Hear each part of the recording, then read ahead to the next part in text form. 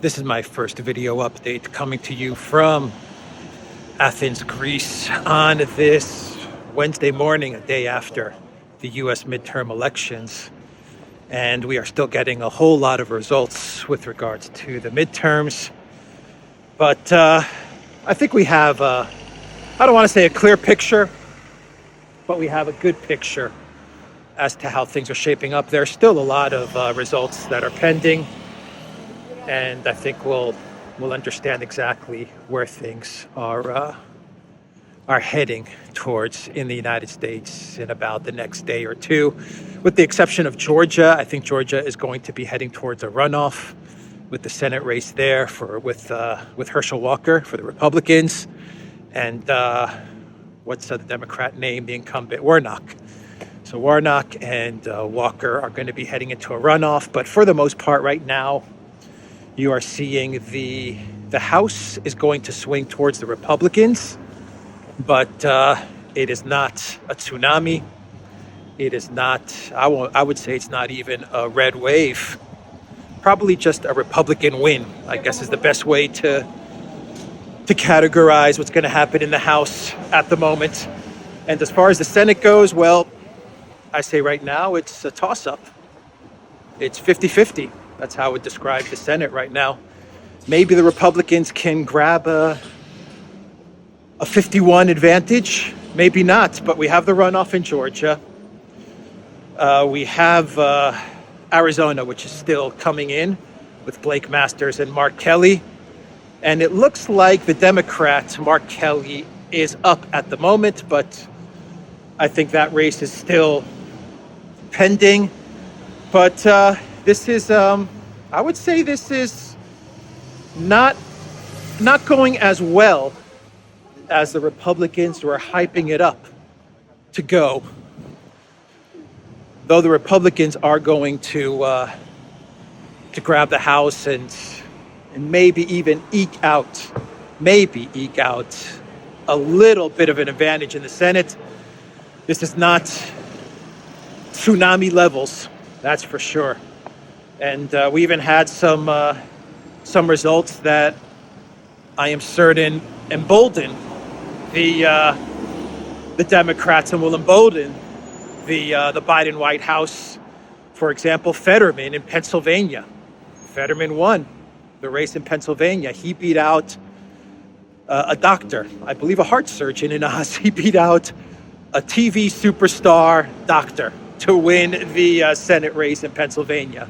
Fetterman is going to be a United States senator. Wow. You have in the governor race, you have Hochul, who took over for Cuomo, the disgraced Governor Cuomo. She took over in New York, and she has won for the Democrats. You had Gretchen Whitmer. She won in Michigan, and Gretchen Whitmer was the Democrat that was involved in that FBI, the fake, fabricated FBI kidnapping BS plot. She cooked all of that up, or she was a part of that entire thing, and she won. Carrie Lake, it looks like she's going to win for the Republicans in Arizona, but once again, I think that one is a lot closer than people thought. And you know, you're talking about Carrie Lake beating a Democrat who most likely is going to be the Democrat who refused to debate, to campaign pretty much and debate Carrie Lake on the issues. So, you know, I have to say that these elections did not go as well as the Republicans were hoping for. I'm not saying they're going badly for the Republicans, but this is not the big, massive victory that it was being pumped up to be. And this is going to embolden the Democrats. It's going to embolden the neocons, the neolibs. They're going to look at these results and say, you know what? Americans are really not all that bothered, that agitated with our with our policies and the trajectory of things. Inflation, cost of living, energy crisis, war in Ukraine, debacle in Afghanistan. It looks like that the Democrats are going to say it looks like we can get away with all that stuff, and the repercussions are not going to be too bad. And so the foreign policy side of things, segueing over to how these election results are going to affect U.S. foreign policy, I have to say that the takeaway here is full speed ahead on what they've already been doing. That's what the Biden White House is going to take away from this. Full speed ahead on our foreign policy plans. That's going to be the big takeaway. That means more escalation in Ukraine. That means more general imperialism, I guess. More American interventionism all over the world. Take a look at what was announced in Syria just yesterday. The U.S. now is going to be building another military base in Syria. In other words, they're going to be amping up their presence in Syria, a country which they illegally occupy. They continue to illegally occupy Syria. Where are the sanctions against the U.S.? Where are the countries of the European Union calling the U.S. occupation of Syria out? Where are they? Don't hear anything. They are illegally occupying Syria, and they are going to be bringing more troops and more military into this area of Syria that they illegally occupy, which happens to be the resource-rich part of Syria. So, in general, the neocons and the neolibs, they're going to come out of this election and they're going to say, let's continue doing what we've been doing. Actually, we can now, for the next 2 years, ramp it up. And the Republicans, well, they're going to go along with this for two reasons. First reason is that they're going to see these elections results as not being an indictment on the Biden White House and its policies. They're going to say, these results show that, people are not all that upset with what the Biden White House has been doing. And, because we didn't do as well as we thought we should or we would, we don't really have the mandate to shake things up, domestic or foreign policy-wise. And the second reason that the Republicans are going to go along with whatever the Biden White House has to cook up with regards to foreign policy in the next 2 years is because these results mean that there's going to be no type of a push to impeach Biden. If things hold as they're looking to go, and we have a Republican House and a split Senate, then the Republicans are not going to really go full speed ahead with an impeachment of Biden. And that means that the Biden White House is not going to be distracted with an impeachment process. And so they can put most of their focus now, or all of their focus, on their international adventures without having to deal with any trouble, any impeachment trouble at home.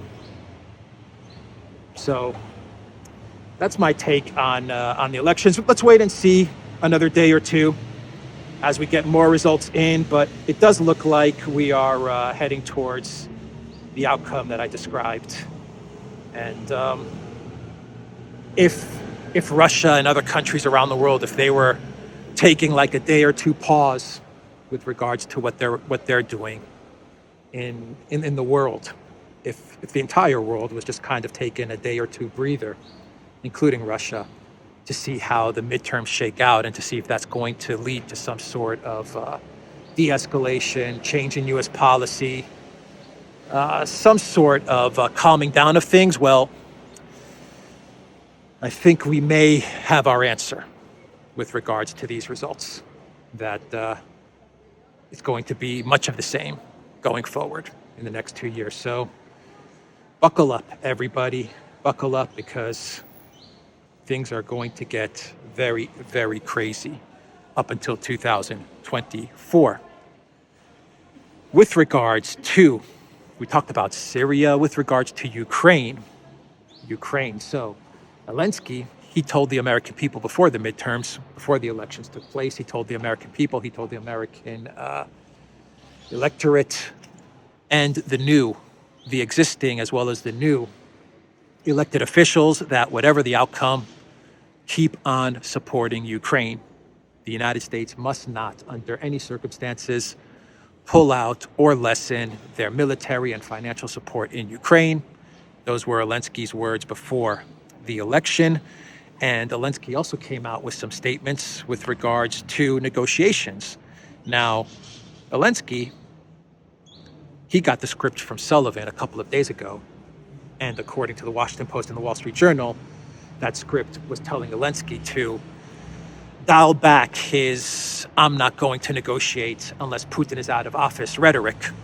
And he has done just that. He wasted no time in getting into the role and reading out his script and getting into the part that was handed over to him by Sullivan.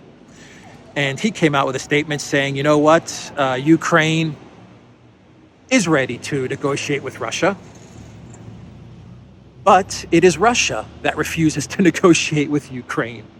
And Elensky also urged the international community to put pressure on Russia so that they get to the negotiating table. In other words, the tables have been flipped now, the script has been flipped, and all of this time, we are being led to believe that all of this time it was Ukraine that wants to negotiate for a peace, and it's Russia that has been delaying and stalling that peace process.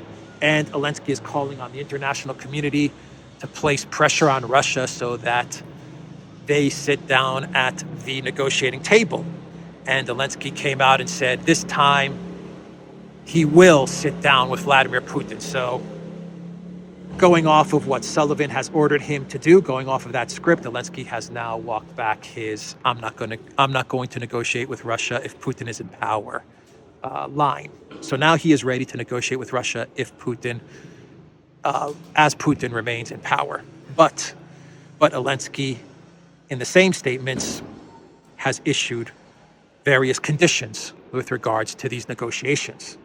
And those conditions are that Russia return everything that they have taken in the war, that they have captured in the conflict, Kherson, Zaporozhye. That also includes Donetsk and Lugansk. Elensky also wants Crimea to be returned to Ukraine. Elensky also put the condition that Russia pay for all of the reconstruction of Ukraine as well. And that, what else does Elensky want? The EU, the NATO, all the other stuff, security guarantees, everything else. So those are Elensky's conditions with regards to negotiating with Vladimir Putin. So the one thing that has now been taken off the table with regards to this peace process, with regards to Elensky's demands, with regards to Russia, Elensky's demands in negotiating with Russia, is that he will now talk to Vladimir Putin. But everything else remains the same. We want all our territory back. We want Crimea back. We want NATO. We want the EU. We want Russia's money. That's pretty much the message from Elensky. And of course, this is a no-go for Russia, obviously.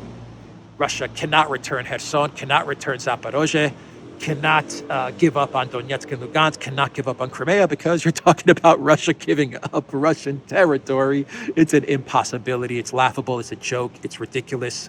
Russia knows that. Elensky knows that. The collective West knows that.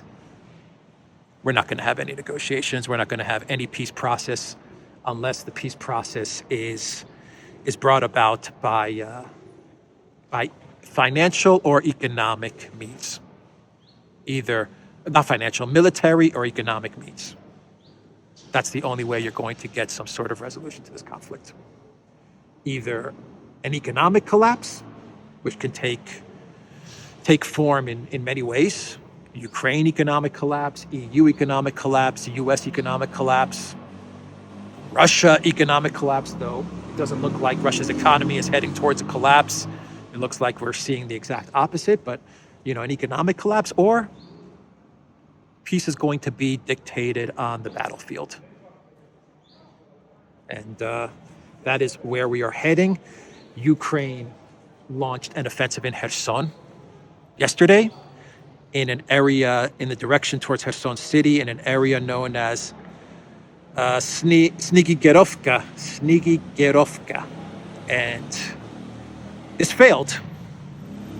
This advance towards Kherson was a big failure, but Elensky is, from the reports that I'm getting, he is ordering the Ukraine military to achieve some sort of victory in Kherson by the 15th of November, because on the 15th of November, we have the G20, and there are reports saying that Elensky wants to appear at the G20 either personally or via Zoom. He wants Ukraine to go to the G20 with a victory as the victors.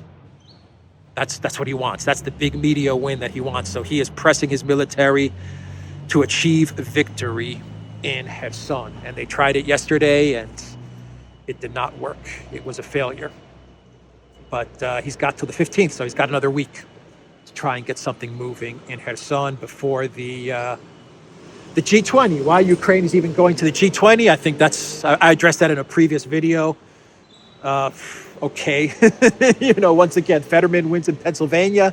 Biden is president of the United States, and Ukraine is now a G20 country. And also Ukraine is going to be part of the European Union. Okay. Clown world, everybody. Clown world. Ukraine is nationalizing industry as well.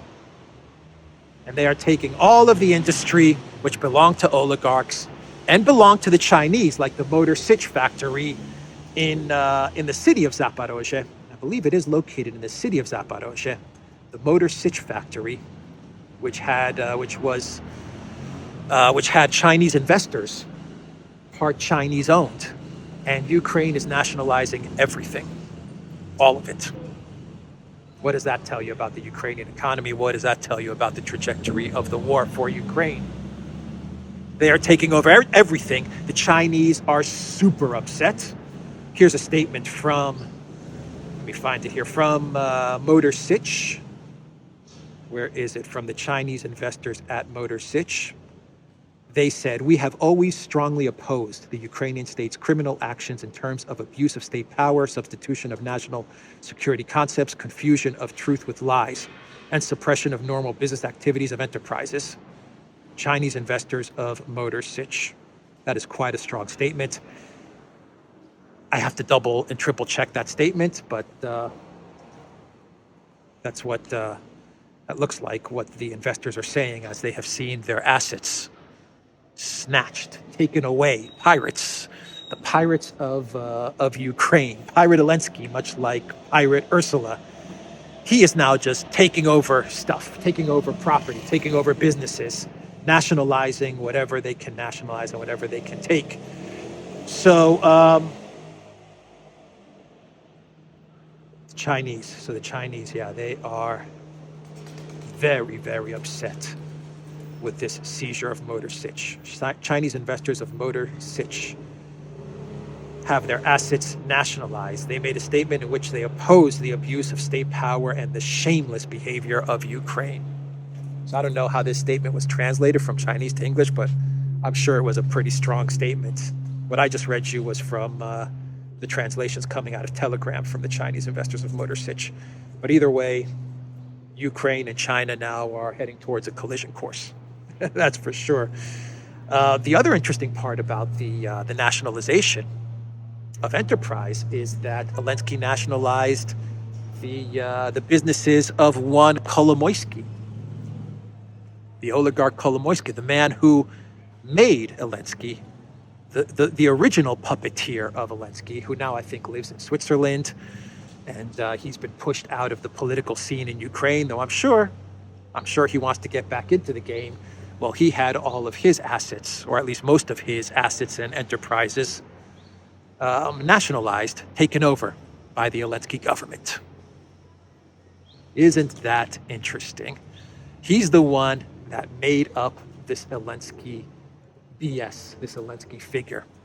He gave him the TV show. He gave him the political party. He created the political party after the name of the TV show, Servant of the People. Then he turned it into a political party. And then he put Elensky out in front to be president. And this guy, Kolomoysky, his master plan was thinking that with Elensky as president, he'll be the real president. He'll be the guy behind the curtains pulling all the strings. And then the Americans came in and they said, Kolomoysky, you're out. We're in. That's how it works. The neocons and the neoliberals and the Bidenopolis White House, they came in and they pushed Kolomoysky out, and they took over the puppet strings of Elensky. I bet you Kolomoysky is seething mad. No doubt about it. He is seething mad. He's going to want to get revenge on Elensky. He is going to want to get revenge on Elensky. And I'll put money on it that Kolomoysky is not too happy with Bidenopolis, Greece's favorite son. Bidenopolis is not a very well-liked U.S. president. I think the only people that like Bidenopolis are the other puppets in the European Union, the WEF cool kids, the Trudeaus and the Jacindas and the Ursulas and all the other EU clowns. I think they're the only ones that like Biden or pretend to like Biden. Man, everyone else around the world, they just do not like this White House. And Kolomoysky, you know that guy, billionaires don't like to be double-crossed, triple-crossed, quadruple-crossed. He's going to be super upset with having his stuff stolen. Interesting development there, that's for sure. And what else? What else before I get to a clown world should we talk about? So the Pentagon has confirmed the NASAMS are in Ukraine. The Pentagon says that they're going to be manned by Ukrainian military that were trained in Europe. They've been training Ukraine military all this time in Europe, and they say that they're going to be the ones that are going to be operating these air defense systems. That's interesting. Elensky submitted in the Rada a bill on the extension of martial law and general mobilization in Ukraine. So martial law, more mobilization, and the nationalization of assets. And people are going to still say that Ukraine is winning this conflict. The only way you're going to get a resolution to everything that's going on, it's not going to happen now with the midterms. I think that hope is over. The only way now is going to be through economic or military. That's it. That is the only way we're going to get a resolution to all of this. Unfortunately, so you had the COP27, this climate change thing where all the politicians and the oligarchs, they get on their private jets and they fly to a certain location. This year it's in Egypt, and they talk about the climate. So they spend a couple of days polluting the climate in order to then talk about how they can centralize more power and make life miserable for the rest of us. And this year we had an interesting encounter at the COP27 in Egypt between France and Maduro. And there's photos floating around the interwebs of France, of Macron of France meeting with Nicolas Maduro of Venezuela. And there's photos of them meeting each other, talking to one another at this conference, this environment conference. And Macron actually had the audacity to tell Maduro that France is interested in working together with Venezuela in both countries' mutual interests, in both countries' interests. This is Macron. This is the man, and he actually called Maduro president. This is the man that was siding with the U.S. for the overthrow of Maduro, and he was the one that was claiming that Juan Guaido is the legitimate president of Venezuela. And now it looks like he's had a change of heart. And he actually considers now Maduro the president of Venezuela, and he's looking to come to some sort of, or at least he's looking to open up some sort of bilateral cooperation between the two countries. Yeah, nothing worse in the world than these hypocrite, slimy snakes like Macron. Nothing worse than these guys. I really hope that Maduro told him to you know what. Anyway, with that being said, let's do two clown worlds, and we'll wrap this video up. The first clown world is an interview, a TV interview with Arestovich. He goes on this TV show like every other day. I always forget the guy's name, but he goes on there and he talks about, stuff that Arestovich talks about. He's the Baghdad Bob, so he comes out there and he talks about all these silly things like Elensky marching into Moscow and Arestovich becoming the president of China or something like that. Anyway, he was at this. He was giving this TV interview, and he also came up with some funny math, much like Klitschko, the mayor of Kiev, came out with yesterday. And Arestovich said that 17 missiles were used in, I believe he was referencing Kiev, were fired at Kiev. 16 of those missiles missed, but 2 hit the target. So Klitschko was 16 missiles fired, 16 missiles destroyed, but 2 targets taken out. Arestovich is 17 missiles fired, 16 missiles taken out, and 2 hit the target. So 17 minus 16 is equal to 2, according to Arestovich. Okay. Wow. The final clown world, this one's a good one. And it has to do with Sean Penn. Sean Penn, the actor. He actually gave his Oscar. He gave his Oscar to Elensky. Oh my God. Oh boy. Yeah, these Hollywood actors, they're not the smartest of people, are they? Yeah, they're rich and they're famous, but boy, are they dumb. Boy, are they dumb. Either they're dumb or they're so owned when they tell them to give their Oscar over to Elensky, they actually have to do it. That's how owned they are. So it's one of the two. Either Sean Penn is extremely dumb, which he very well might be, or he's just completely owned to the point where give Elensky your Oscar? Okay, I'll give him my Oscar. Anyway, that is just, my God. My God, Sean Penn. Boy, there was a point in time when I actually thought Sean Penn was a good actor. But man, I will never be able to see a Sean Penn movie ever again without thinking that this guy is just as dumb as it gets. As dumb as it gets. He gave his Oscar to Elensky. Sean Penn. Anyway, I'm going to end it there. He gave his Oscar to Elensky. Oh boy. All right. TheDuran.locals.com. And we are also on Rockfin. The Duran Shop, 10% off. Use the code Good Day. Take care.